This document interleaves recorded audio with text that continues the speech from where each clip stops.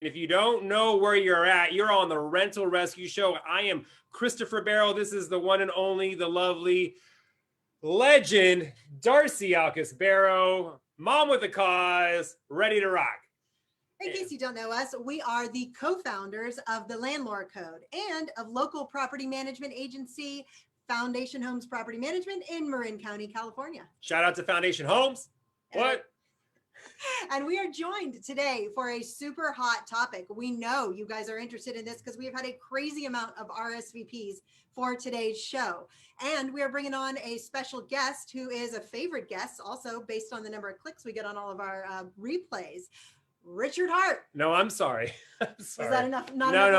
For you? We are bringing on the one and only Richard, the man Hart, because that's how we've been pushing this guy for the past couple of weeks. He is here today live to talk to you about LLCs, tax stuff around your rental property, and really get you set up. I have never been so excited about numbers and taxes as I am about today. So if you're joining us today, if you're new to us today, we are on episode 3 of our summer series, Landlord 101, taking you back to basics, where we are looking at the root, at the foundation, if you will, of what you need to be a successful, profitable, problem-free landlord anywhere here in the US. So you can have more fun, more money, and have less problems.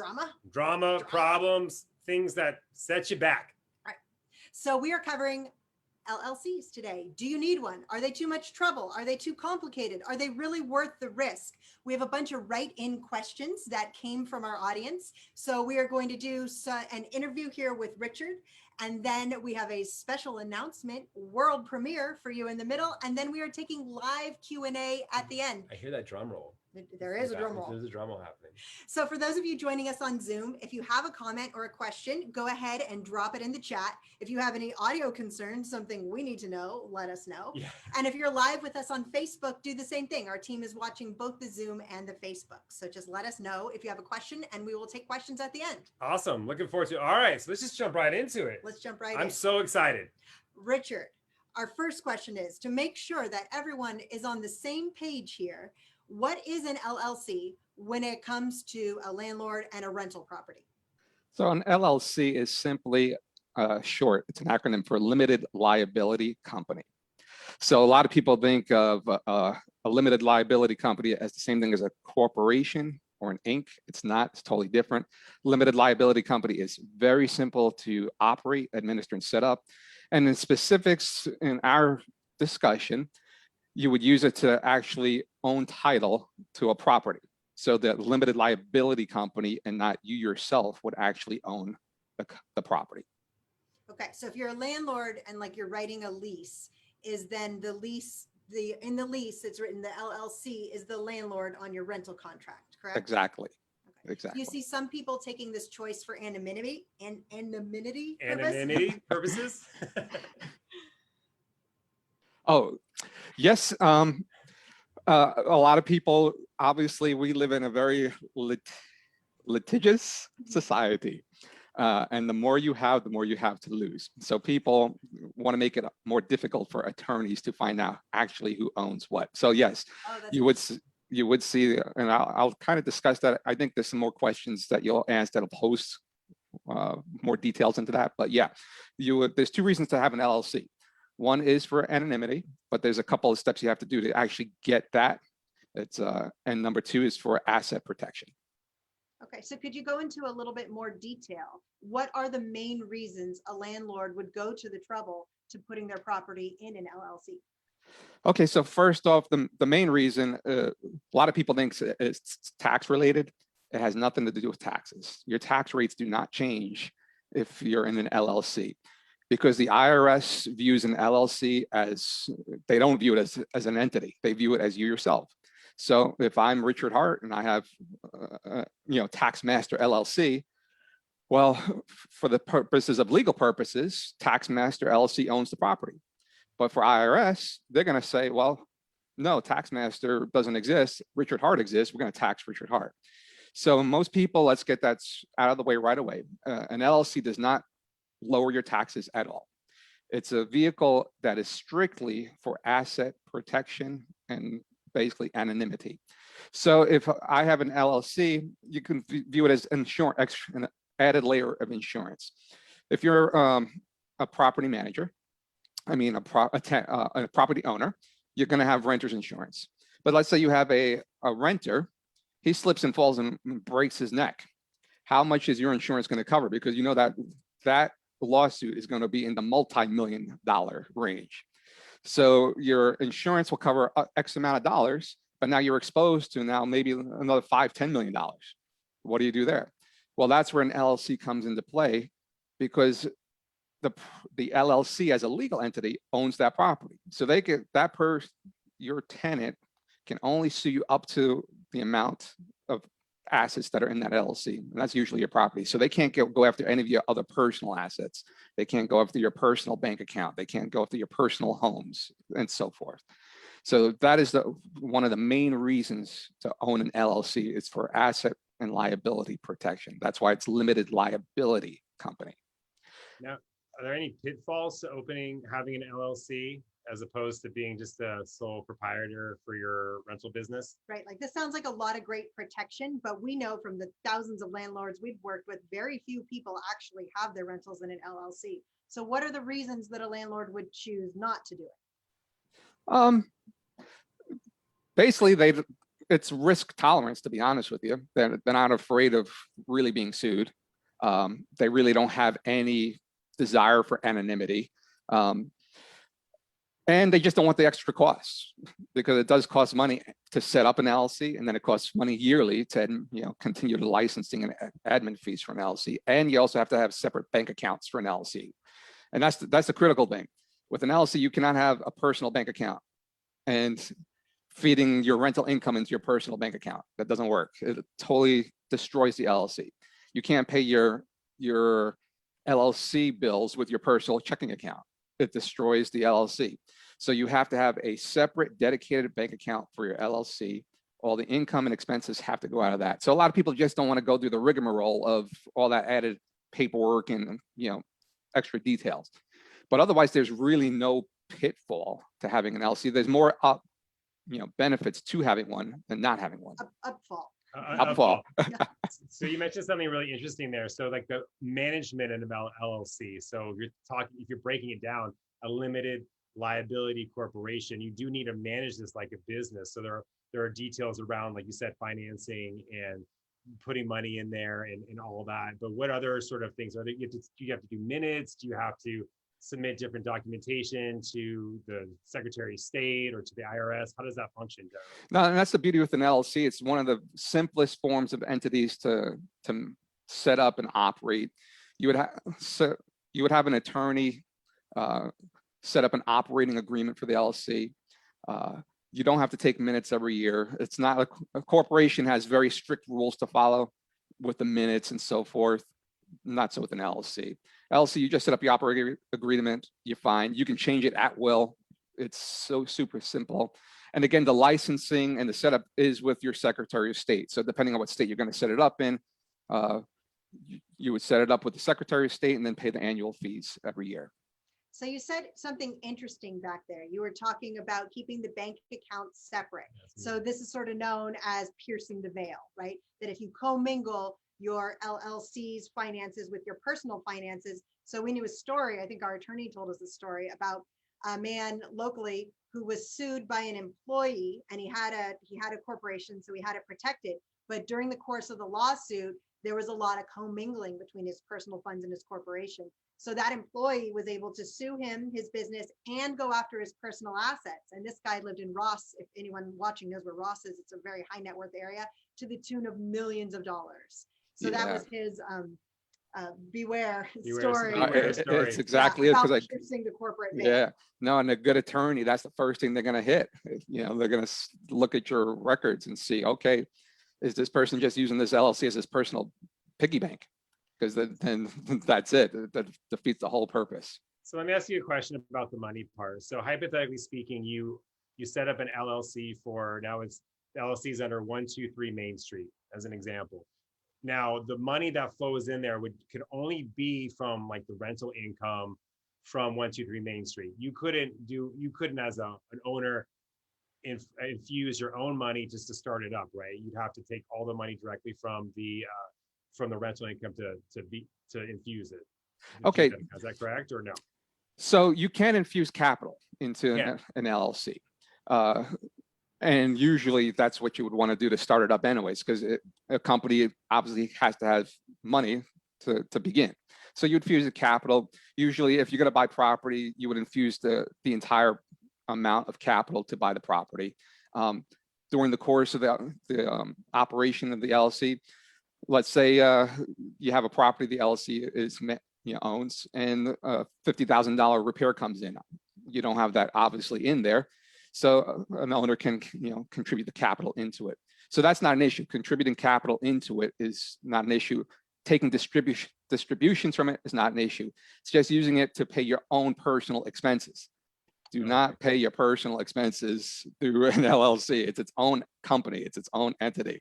It's So like the banking part, the paying part, the ATM part, as it Yeah. were. As it were, Yeah. the issue. Okay. got it. And that's a good point, because you have an ATM card with your LLC, and okay, I'm going to go to my supermarket and buy some your groceries with it. You just destroyed your whole LLC, right? There's no reason for that. So be smart. Your LLC is its own entity. It should be only taking care of its own bills. Do not use it as your personal piggy bank. So it sounds like working with a good accountant or a good CPA to help make sure you're doing this all correctly. I mean, this is basically in line of what we teach people all the time, which is you need to treat your rental like a business. Right. If you treat it casually, that's when we start to see the most problems. But when you're really being thoughtful and strategic about how you approach basically every decision with your rental, that's when you can really start to see these benefits. And in this case, this massive protection in the event of a worst case scenario. Exactly. I have a client who I've known since 2006. He's actually a CPA, and he works in a lot of properties and a lot of big wineries out here in Northern California. But I've worked on probably 4 of his units over the past, 16 years. And he has an LLC set up for each one of his units. They're all named the street name LLC. Now, what are the advantages of that for him, and why would he want to do that? I mean, I kind of get it, but why, is it just so that they don't bleed into other accounts? Like someone, like you said, someone were to get hurt on one property, they couldn't bring in all the other properties. Now that's exactly it. It's your risk tolerance. So you don't necessarily need a separate LLC for every property. Let's say you have 5 properties, you have one LLC and they're all in there. The problem is if you have a tenant in property A and they sue you for $50 million. Well, where can they get that money from if they win? If you have 5 properties in that LLC, they can get it from all 5 properties because that LLC has all those assets that it owns. So therefore, if you only have 1 property per LLC, if the tenant A in property A sues you, they can only go after that 1 property. They can't go after any of the other properties. So it's risk tolerance. And a lot of people, again, it comes to costs, right? A lot of people dump just a whole bunch of properties in one LLC because they don't want all the licensing fees, because it does, add up. Then you also have the tax preparation fees, you have the attorney fees. So it does add up. But I always tell people, well, just think of it as added insurance. If you had an insurance policy, you'd be paying, depending on the amount of insurance, you're going to be paying a high premium. Your LLC is basically an insurance policy. And it's the more you have, the more it makes sense to separate and aggregate everything into its own LLC. It's worth it. So it would seem to me the lower cost, the lower value your rental properties might make more sense to put together if you own, say, $100,000 rentals or $200,000 rentals versus in a high cost area where we are, where you might own $2 million rentals. It might make more sense depending on the value and essentially how much asset you have at stake. That might be how you would decide to divide up your LLCs if you're looking into multiples. Right. And again, there's no one size fits all. It's your personal tolerance for risk. Some people have a high tolerance for risk, others very low, right? So well, if you're looking at it like from a business perspective, just to take your scenario, if someone is trying to buy multiple properties and limit their risk, they would probably want to spend extra money to get multiple LLCs, no matter how much the rental property was purchased for. So that actually brings up another question. generally speaking, I know it varies state to state and county to county, but how much does it cost to set up an LLC ballpark range? Depends. Honestly, you have two fees. You have the attorney fee who's going to set it up for you, and then you have the actual fees from the state. The attorney is going to bundle those together, so you're really not going to know what's what. But on average, you know, your actual licensing fees from the states can run anywhere from $350 to $800, and then the attorney fees on top of that. But certain states also charge a tax on an LLC just to actually have it. For example, California. Just for California, yeah. doesn't charge taxes. Come on. California, you're going to pay a flat tax of $800 minimum per LLC. Per And year? Yeah, per year. Per And year. it has to file a separate tax return for LLC. So you have your personal income tax returns and you have your separate LLC tax return. And like I said, it's a minimum of $800 per year. Depending how much income the LLC owns, gets per year, it could be higher, but a minimum tax, $800 a year. Interesting. So on the topic of taxes, you mentioned there's not really a tax advantage, but I thought there was some kind of pass through or some different advantage of holding property in an LLC. No, and I'm glad you brought that up, because pass through, that's all that simply means. So in other words, there's two ways you're going to have an LLC, either as a single member LLC, the IRS calls that disregarded, or as a multi-member LLC, maybe you and your spouse, or you and your children. So let's take the first one, single member. That means it's just you. So you're not filing a separate tax return. Everything that LLC earns is going on your Schedule E and your personal tax return. So with the exception of California, that has to file its own LLC tax return, no matter what. If you're in any other state, you're just going to be usually filing just your personal tax return. If you are a multi-member LLC, then you have to file what's called the partnership tax return. And that's a separate tax return. It's basically what's called an information return. It just tells the IRS how much the LLC earned and so who owns it and so on and so forth, but it doesn't pay taxes. It breaks down the membership and who gets how much of the income or expense. And then on your personal tax returns, that's where you pay the taxes. So that's what I mean when I say it has no tax advantages, because at the end of the day, you're still paying taxes at your own personal rate. Like profit is profit, regardless. Yeah, exactly. Of where it came from. Right. So, and it's based on net income or net loss. So even if I have an LLC, I make $100,000 in it, and I decide, hey, I'm not going to take out the money. I've made $100,000 of net income that year. I still have to pay taxes of on that $100,000. It's not like a corporation where if I don't take out the money, I don't pay taxes on it. So that's why I always tell people, don't get confused with a limited liability company and a corporation. They're two totally different animals. Got it.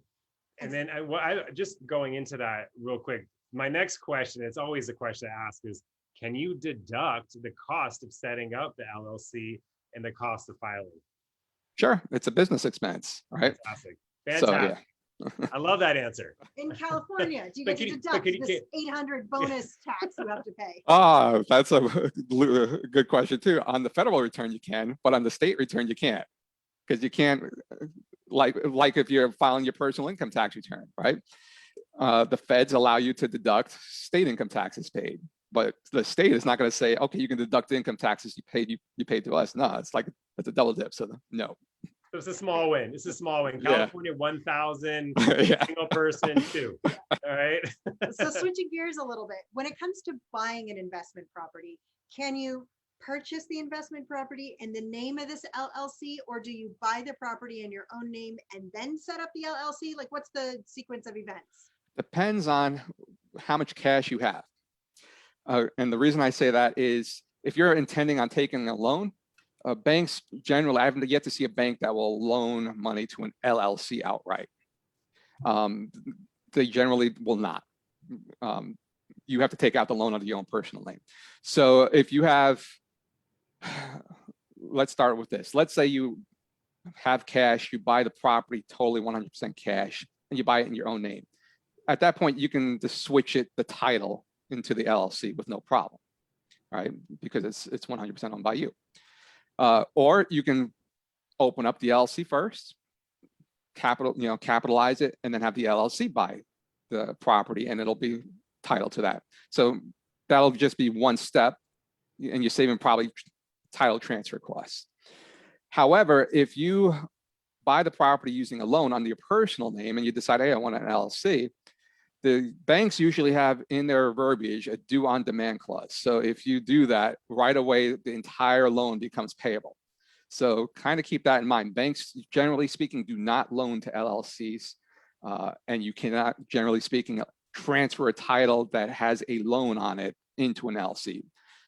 Just to that point, you guys, if you do that, you may get away with it for like 4 months, but as soon as the bank catches up, you'll get a really neat letter from them that says, hey, we need all our money.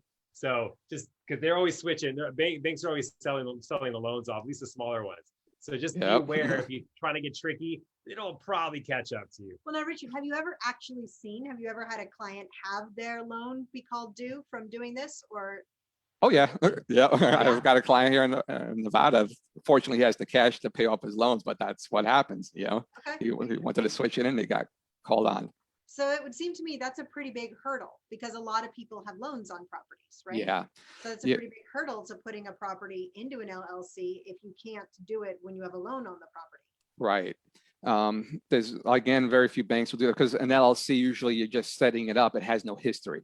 So the banks obviously are going to look to the person as the one who's going to collateralize it, right? An LLC is for asset protection. So they're not going to make a loan to an LLC and the LLC folds and now they're stuck high and dry, right? Right. So what about, isn't there a workaround, like you can get commercial loans, something like that? You're usually going to pay a higher rate and you have to have a lot more down. Like there is a way to do it, but you're probably not getting nearly as attractive terms as you got as an individual purchaser. Right. Again, banks, and it depends on your personal relationship with your bank. The more money, honestly, the more money you have in the bank and the better relationship you have with your bank, the more they're going to be willing to work with you. If you're starting up with a new bank and you really don't have any track record, it's going to be harder to kind of wheel and deal. But there are banks that have, like we're talking about risks, there's more banks that have risk tolerance. So you want to shop around, but for the most part, it's quite difficult to get a bank to loan to an LLC directly. So let's say I'm gonna go out there. I'm new to this rental landlord game. I want to go out there. I want to do it right. I want to set it right. I want to get my first rental property in an LLC. What would be my first step in just going down that path? Who would I call? What kind of paperwork would I want to file? Like, What's the first step? What's the best way to approach this? Find an attorney. You want to work with an attorney who's going to work with your tax accountant, because the two have to go hand in hand. Come up with 3 names in order of preference, because the first name you might want might have already been taken, right? So going with the names of the LLCs that you want. Again, find a good attorney that knows what they're doing. Once you have, you need like an attorney that specializes in LLCs. Yeah, I would do that. And a good attorney is going to actually do all the work for you. They're going to be the ones that set up with the Secretary of State and make it legal. Your tax accountant will help you get the EIN for your LLC. At that point, then you can go set up your bank account. So those would be the steps. The attorney will set it up. Your tax accountant will get you the tax ID numbers. Then you can open up a bank account. Depending on what state you're in is how fast everything can work. Certain states, for example, the state of Nevada, you can open up an LLC in literally an hour. Oh, Other states, it will take. You can also get married in Nevada in an hour, I heard, right? Oh yeah, how do you know that? I mean, I heard, and divorced. You can get married and divorced in Nevada in under an hour. And in under an hour. So all of that comes in play. Just a quick side point. Some people talking about California, because if you live in a high tax state, again, where I'm saying that an LLC is really not a tax play. Some people think that I can open up an LLC in like Nevada with no state income tax, and I don't have to pay tax to California. Well, all states, not only just California, but all states will tax income at the source. So even if the LLC is set up in Nevada, because the property is in California, I still have to pay tax to the state of California for that property. So just kind of remember that, because I open up an LLC in a different state, doesn't mean I'm avoiding the state tax. It doesn't work that way. But at your personal income level, wouldn't you still be taxed in your state? Or you're saying your personal income is taxed at whatever rate of the state that the property's in? It's taxed at your it's going to be taxed at your personal rate, but on your personal return, I mean, you have, let's say I live in Ohio, I have bought property in California. Well, I don't live in California, so I'm assuming, and I have an LLC, and that's what owns my property in California. So I'm assuming, okay, I don't have to pay taxes in California because I have an Ohio LLC that owns it. No, because again, the LLC is just a legal entity. It's not a taxable entity. On your personal level, you're paying tax. So now I have to file my Ohio state tax and claim the income that I'm paying there. I have to now file a California state income tax to let pay my income taxes on the property earnings over there. Good thing is the state taxes that I pay to California, I'm going to get a credit on my Ohio return. So it's not like you're getting double taxed, but people think that they can kind of get around paying state taxes, forming LLCs in different states. It doesn't work that way. So, I was going to just mention something. So just in terms of hiring the right people for our audience today, Darcy and I had to set up an LLC recently, not with respect to a property, but we did contact a group, an attorney group that specialized in setting up LLCs. And let me tell you how painless it was. It was just a series of qualifying questions. They took that, they ran with it. 2 days later, they filed it. 5 days later, we had our LLC with our EIN number. And it just worked out that way. And I just highly recommend spending, it wasn't cheap, but I would recommend if you're going to go down this path that you do hire someone who's specialized in it, because number one, they won't make the mistakes. And number two, they'll make it super easy for you. Yeah, and I will say on a top show we did with Richard, one of the top mistakes Richard says that he sees is landlords living in different states, not paying the right taxes and working with a CPA who doesn't understand what really needs to be done. And this really is a big deal for our California properties that we manage, that our company manages, is that they're paying the wrong taxes. And then California really wants its share and they're not going to let that go. And other states, there are plenty of other high income tax states, but that's one of the biggest mistakes that you see landlords who have properties and live in different states, let alone live outside the country, also is another big one. Right. Where you get the FTB involved and the franchise tax board, the IRS, and it becomes a big hot mess. Yeah, exactly. We're required, just in California as a property management company, we're required to report to the IRS and to the FTB, because if we don't, then we get charged that money. They take it right out They of our take our money. And I've seen that. That's how serious California is about getting their money. It's surprising that we're so in debt with all these hawks out there trying to get paid, right? In California. So that's actually a good point. So the way we met Richard, so I don't know that we've shared this story. Yeah, before. I know. Just for the audience out there, and sorry, Richard, you weren't our first choice. Unfortunately, I wish you were. I'm the best looking choice, though. We wish we could have fallen in love right out the gate. But we did. Sometimes you have to date a few people to find. You have to date a few dogs before you find your prince, right? And then frogs. Before you find your prince. All right. Well, hey, look. Okay, my fairy tale game is a little bit off this morning, but we did work with somebody who was a professional, right? A friend. A very good friend of mine at the time. I mean, raise your hands out there if you've ever and worked with a friend. To do your taxes. And you felt pretty good about it probably, because you're like, yeah, I'm giving you business, you're helping me out, I'm helping you, I'm scratching You're not charging me you're not charging me as much, right? And then what happened?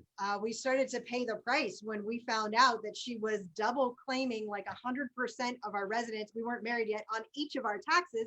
Enough so that it was a major red flag for the IRS. We got flagged. We got an IRS audit. We got audited 3 years later after that. So it happened. We thought we got away with it. 3 years later. We didn't know. We didn't know. 3 years later, Darcy's 8 months pregnant. We're walking up these steps to this attorney to help us get out of this nightmare of an audit. And it's raining. It's like 6 o'clock in the evening in San Francisco. It was ridiculous.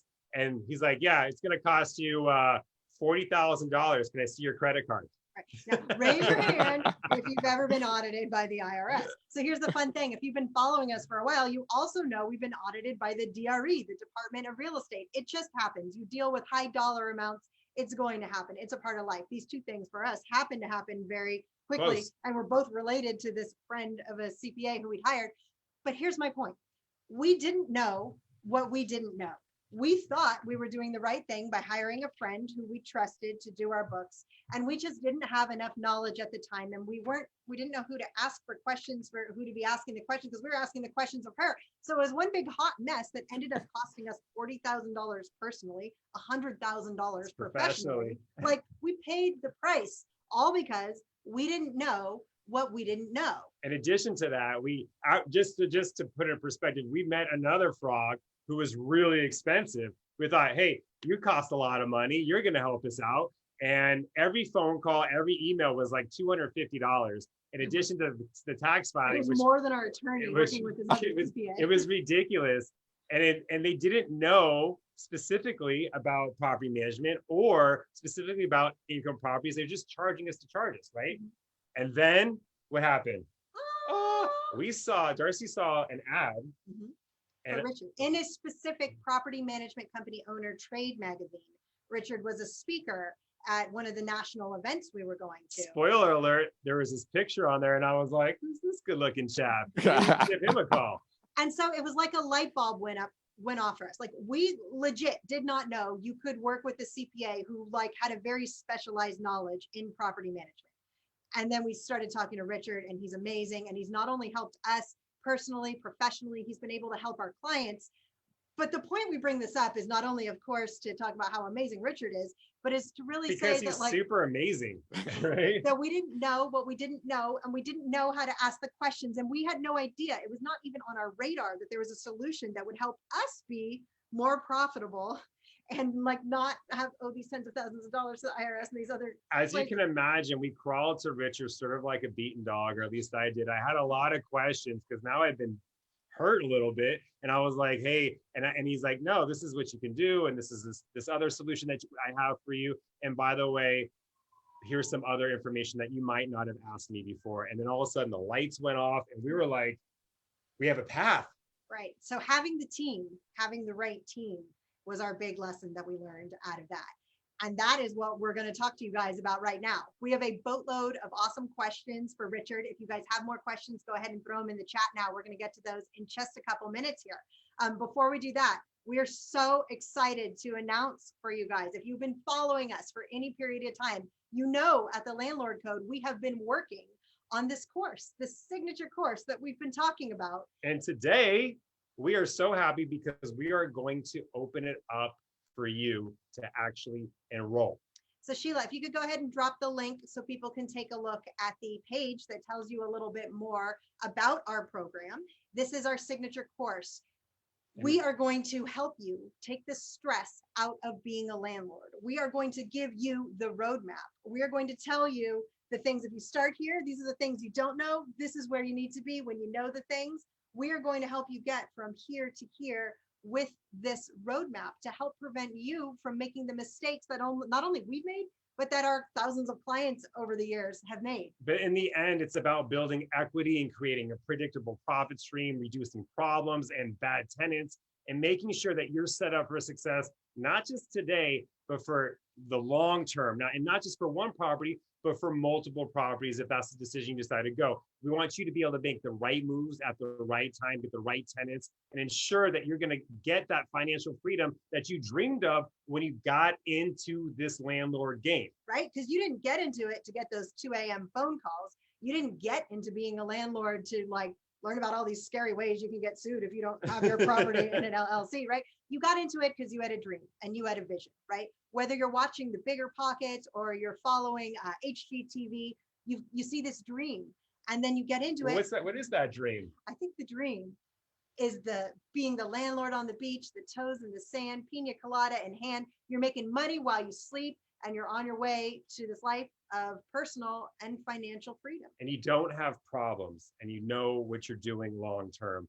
And the problem is that people don't tell you how to do it. Yeah. You just have the dream. There's this whole other side of it that people don't talk about. And it's not your fault if you're frustrated right now because you just didn't know. But we're here to tell you that there is a path, right? So most people start off here. They're like, hey, I want to become a rental property owner. And over here is this other part of a sector of people who are like, I'm making money on my rental property, but all the stuff down below is where all the stuff happens. These are the alligators. All this, all the alligators trying to get you.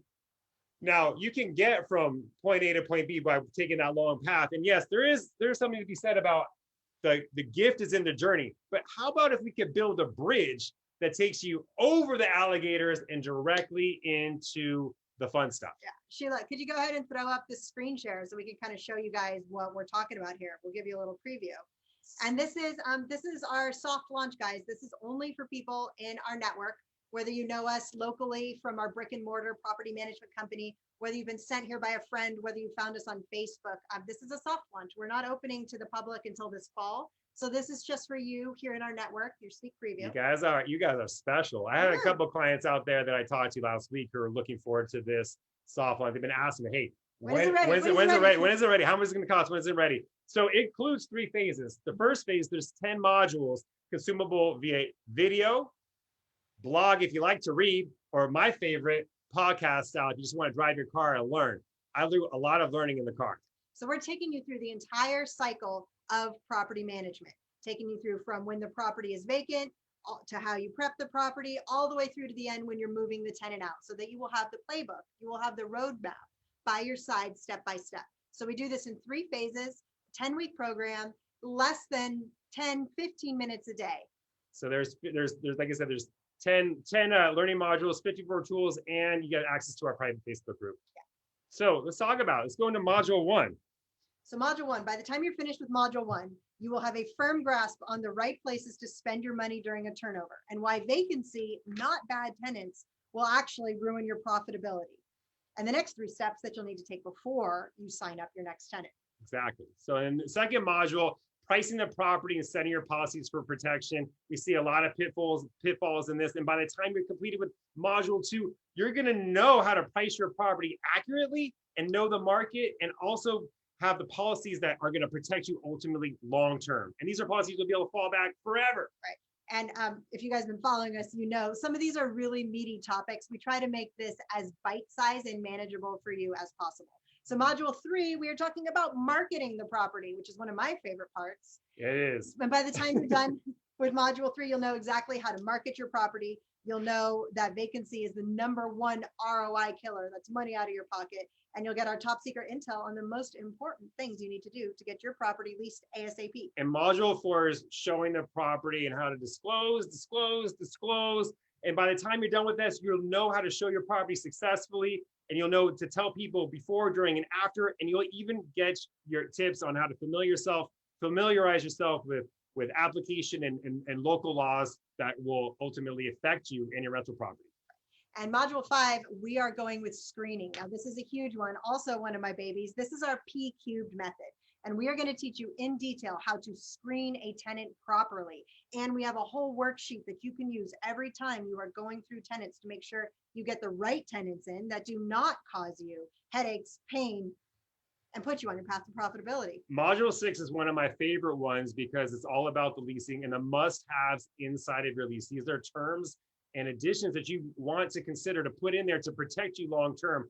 A lot of people don't think about it, and oftentimes they might think about it and word it the wrong way and expose themselves to attorney's fees and maybe some getting sued by the tenants. Yeah. And then module 7 is all about the move-in. So if you're a DIY landlord and maybe you've hired a leasing agent, the leasing agent will get you about to this point. And a lot of people don't realize this is where some of the real money can be made or lost. So the move-in process, you are going to learn our process, that our actual team that we've used for hundreds, thousands of properties to keep you set up for success. And in module 8, you are going to have the firm understanding of how to be a landlord, to have your communication plan with tenants. And let me tell you, communication is one of the biggest parts of being a landlord. Not only will you have that set up, but also have your emergency plan. So those nights and weekends calls that you get, those after hours emergencies, you'll know how to deal with them, and they're not going to destroy your entire day. Yeah, module 8 is all about maintenance. It's awesome. And we've got a bunch of tools. Again, there's 54 tools in all of these things. I know it sounds like a lot as we're going through it. We walk you through all of it in super easy step-by-step process. And then module 9 is all about repairs. It's about some process around how to set yourself up for success with the emergency maintenance.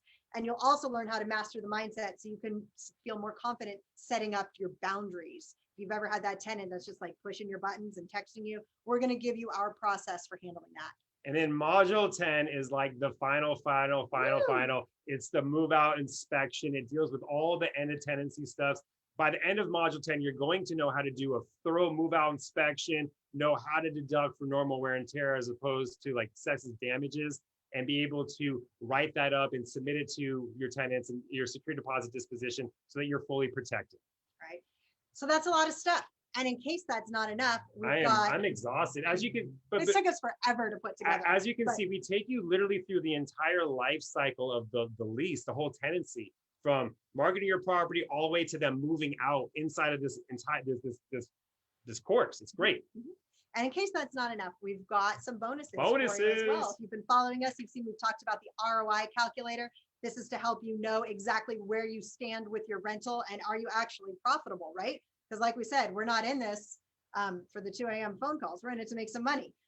You also get the marketing troubleshooting guide. Like, what are you going to do if your property is not renting? We get this call. This is literally how we got into business. Is people could not rent their property. Right.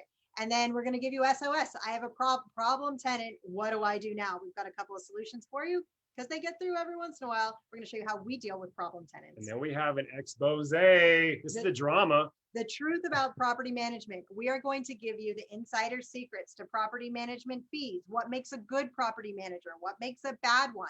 And what we found while we're speaking to you, to our audience, is a lot of people do work with property managers, but they want to know more about their property. And we found that a lot of owners working with management companies have a lot of curiosity about the industry. So we're going to help you understand how to hire a property manager and what makes a good one or what makes a bad one. Exactly. And all the questions, again, going back to questions, asking the right questions to get the right answers.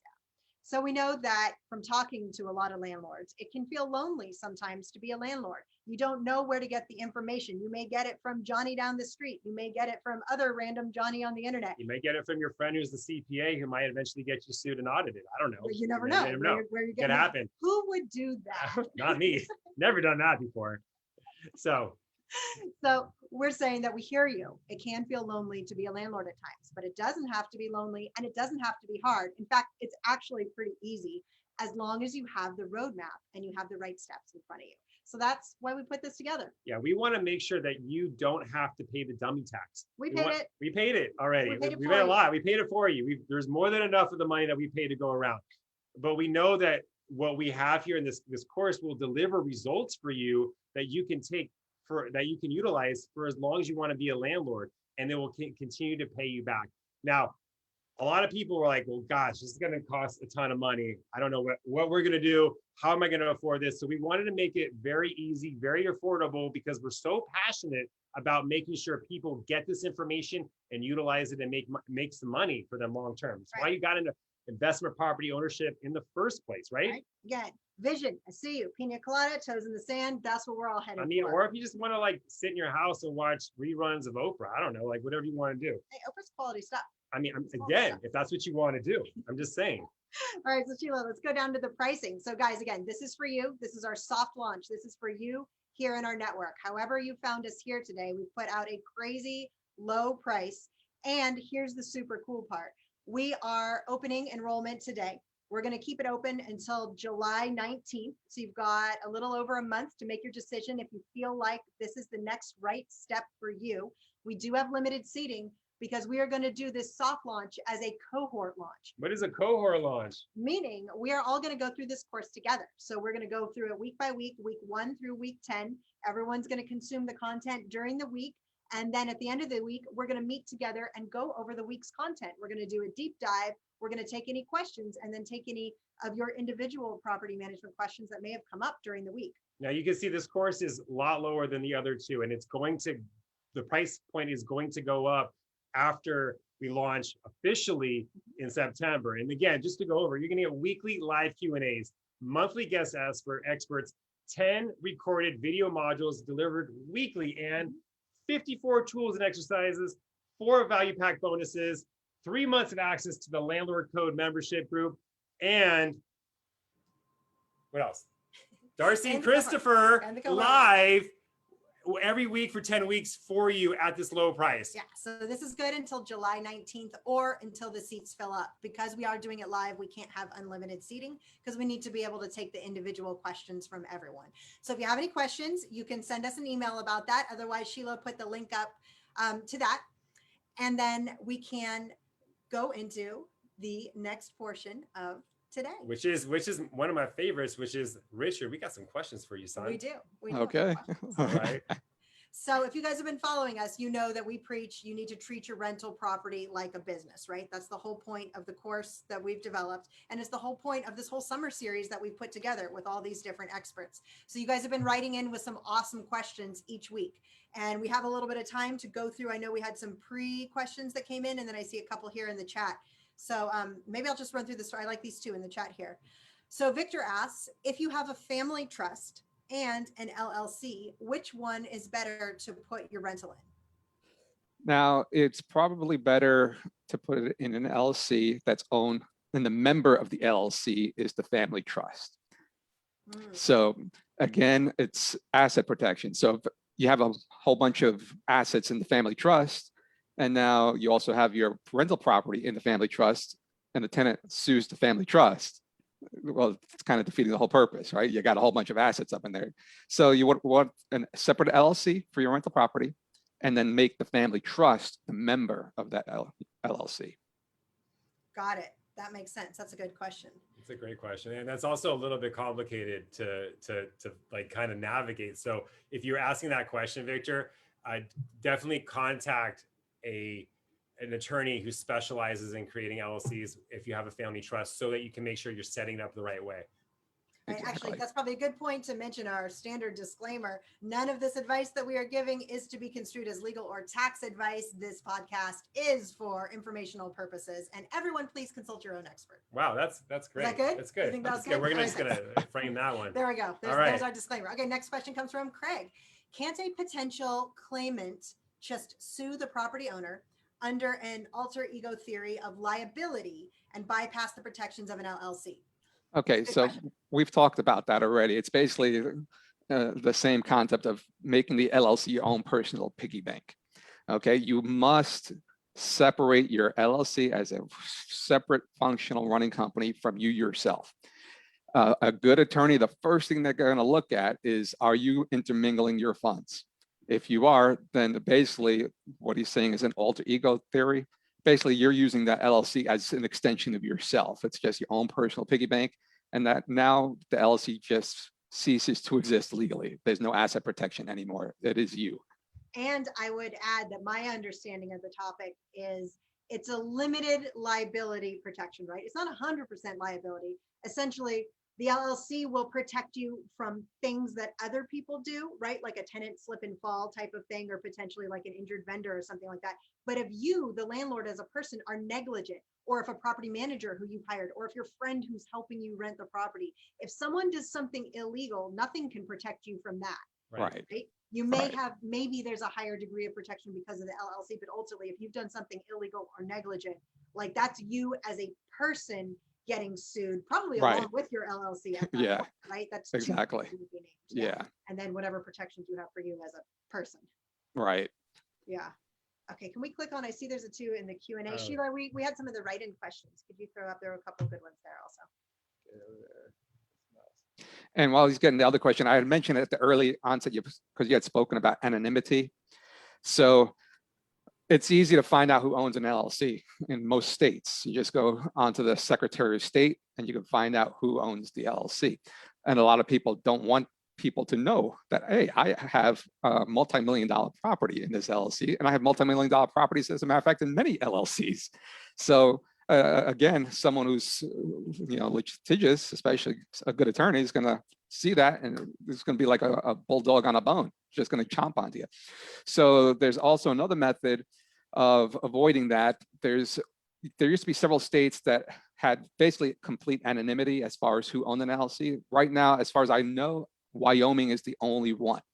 So you would set up an LLC in Wyoming, which would be run through a registered agent. So No, and Wyoming is the only state where you can't go on and find out who actually is a member of an LLC. And now your Wyoming LLC becomes the member of whatever other LLC, and no matter where you have it, is. So now let's say in California, for example, I have an LLC in California. I can go to the California Secretary of State and find out, okay, who's the member of this LLC? Well, I can't. It's not Richard Hart who's the member. It's, you know, Entity Solutions in Wyoming. Okay, let me go to Wyoming and see who owns Entity Solutions. I can't find anybody. Oh, Right? So shout out to Wyoming. there you go.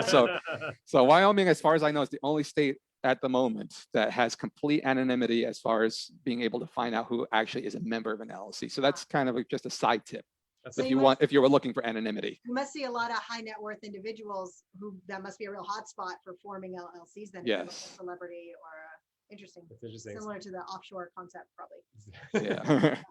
So Donna asked, if I've already bought a condo but haven't rented it out yet, can I start an LLC? And what if I've rented it out? Can I start an LLC, or is it too late? No, you can start an LLC anytime you want. It really all depends. Do you own the LLC free and clear? As long as there's no loans involved, then you can start it up anytime you want. It would just be a matter of getting an attorney, setting it up, and then transferring title into the LLC. And then if you have a lease, serving notice to your tenant, right, that now you Right. maybe would probably not rewrite the lease, but you would have to serve notice of a new owner. Maybe you would. You start, and it's a then new- the ownership has changed, and probably Yeah. you probably want to do that. It probably depends on your state, I would guess. Well, because they're gonna want the money to flow right into the LLC, so the check should be written to the Yeah, it's LLC. the same thing, I guess, as if you sold the property during a lease, right? The lease generally runs with the property. Just because you sell it, the lease isn't transferred, but you would write a new lease. Yeah, with because the LLC is its own legal person. So you treat it as though it's a separate transaction, like a arm's length transaction. So if I went and I sold my property and someone else took over it, as a property manager, you'd have a whole bunch of paperwork to do. It's the same concept of an LLC. It's now an LLC is the new owner. Go through the same paperwork as a new owner. Got it. So Sherry has sort of a follow-up question. That's a great segue, and this is just a point of clarification. So are LLCs generally only good for holding fully owned, no loan properties, or can they be used for properties that do have a loan on? Now, again, most banks will not basically let an LLC transfer title if they have a loan. It'll trigger a due on demand clause.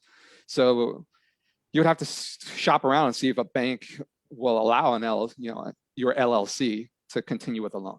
And my 99% of banks do not. Got it. Got it. Okay. All right, and I see our next write-in question, similar. Can I purchase a rental in an LLC? Yes, we covered that. And do I form the LLC before I spot?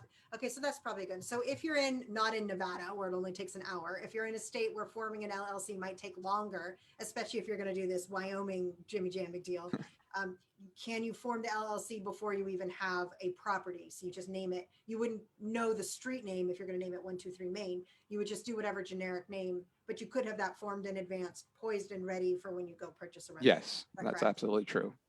And then this question I actually asked, do you have to take an annual minutes for a rental LLC like you do when you own a business corporation? I remember the answer being no, you don't. It's a little bit more simple than if you own like a corporation.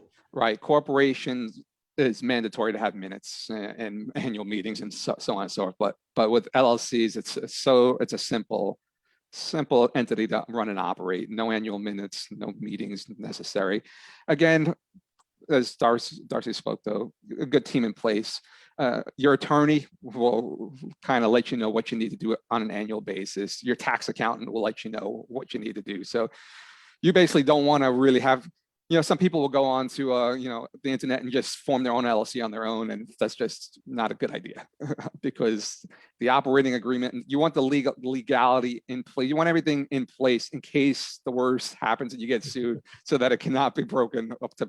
Yeah, That's why you're going all the trouble. Yeah, right. Shout out to Wu-Tang Clan. They protect your neck, people. You got to protect your neck, right? Yep. You got to make sure that you do all the things that you need to do to protect yourself long term. Again, this is a business; it's not a hobby. So the stakes are high in a lot of, and you don't have control of your property once the tenant moves in. So setting yourself up for success long term means doing all the things in the beginning to protect yourself and prepare. So now we have a question about a 1031. Maybe you can help. I know generally you work with a specific 1031 agent for this, but how do 1031 exchanges in such a fast moving real estate market work with such an unreasonably short window of 45 days for identifying replacement properties? Have the 1031 exchange rules changed? Well, can I say, are we talking about the IRS? The IRS, do you think they're going to change for the sake of, you know, reasonableness? You know, no, you have the same thing, 45 days to identify 3 properties, 180 days to close on one of those 3 properties. If you are 1 day late, and I've seen this, it is totally done. If you get audited and you're 1 day late, it's over. They are super, super strict on those. So make sure you're working with an exchange agent if you're going to do a 1031 that knows what they're doing. Yeah, we've been involved in quite a few 1031 sales when we're selling rentals in our portfolio, because that's naturally investors want to buy. We need to identify right now. No contingencies, ready to go. Let's go. Let's go. Yeah. Here's the money. Just make it happen. So I think probably the answer to that question is, well, the rules haven't changed. I think you're doing the 1031 for a financial advantage, right? You've sold one property, you're avoiding paying usually hundreds of thousands of dollars of equity and tax, right? So as the investor having to really quickly identify this other property, maybe you have to overpay for it a little bit. Maybe you have to waive contingencies and there's some, you know, defects in the property. But in the long run, you saved a chunk of change and you've been able to leapfrog your money into this other investment. So it's still a good move, if a little stressful. Calculated risk, not a gamble, everybody. Well, I think that's all the time we have for today. Or do you have one more question? Let's do one more question. Okay, yeah. Sorry. So this is recently, mask mandate was removed, and this is true in most states at this point. Can an owner require vaccination and proof of it for showing a property? Oh, this is not a tax question. Yeah, no.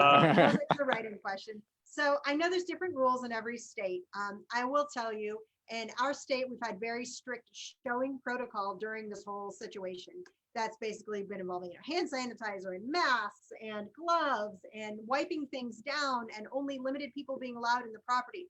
I would say if you're still concerned, the rule in most states is individual business owners are allowed to set their own mask mandate. So you as a business owner probably technically could, I mean, they're allowed to set their own mask and vaccination mandate by state, but that probably would not be a great move for your business if you required people just coming to view your property, show you their vaccination card. I could see that being a bit overkill. Yeah, overkill, and also probably taking some liberties, and there could be a discrimination thing at the end of it. We are in California. Or so, whatever state you're in. So what I would say is, if you're concerned, everybody wears a mask. That's the deal. If they want to show you their card that they're vaccinated, let them do that, but you cannot require it. Yeah, I would really be concerned about fair housing and discrimination. Exactly. If you deny an appointment to somebody who is anything other than a single white male of any kind of preference of anything, anyone could sue you for anything. And I personally would not think that business risk is bigger than. And that might be a red flag to the tenant for the landlord if that's how they're operating on the beginning. So just putting that out there. Wouldn't recommend it. All right, so I want to first of all thank you, Richard the Man Hart, because look, it's always good to see you. It's always good to send you great whiskey.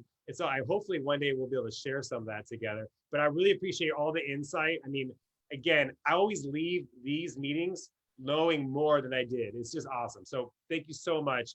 Fire from Mr. Richard Hart today. Yeah. So if anyone here is looking to get in touch with Richard, Sheila, could you go ahead and throw up the link to Richard's website? He's a wealth of information. His contact information is there. Richard does work with landlords nationwide, and actually probably some out of the country, right? When it comes to paying their investment property taxes to the U.S. various tax boards. So Richard can be reached at hartassociate.com. That's HART associate.com.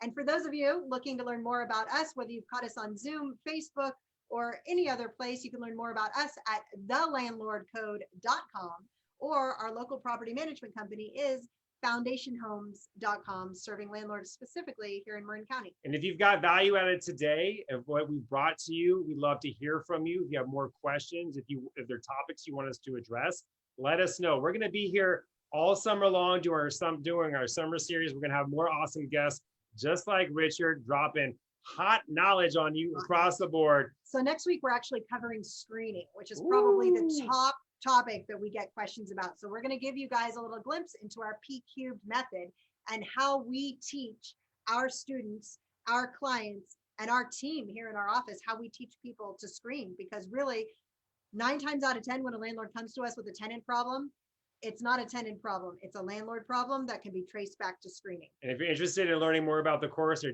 getting enrolled in the course at our super low priced offer, check out the link that Sheila dropped above, and we will look forward to teaching you and being part of that. We're really excited it's out there for you. Yeah. All right, everybody. We'll see you next week, next Thursday. In the meantime, stay safe and stay healthy. Take care. Bye now. Bye, everyone. Bye.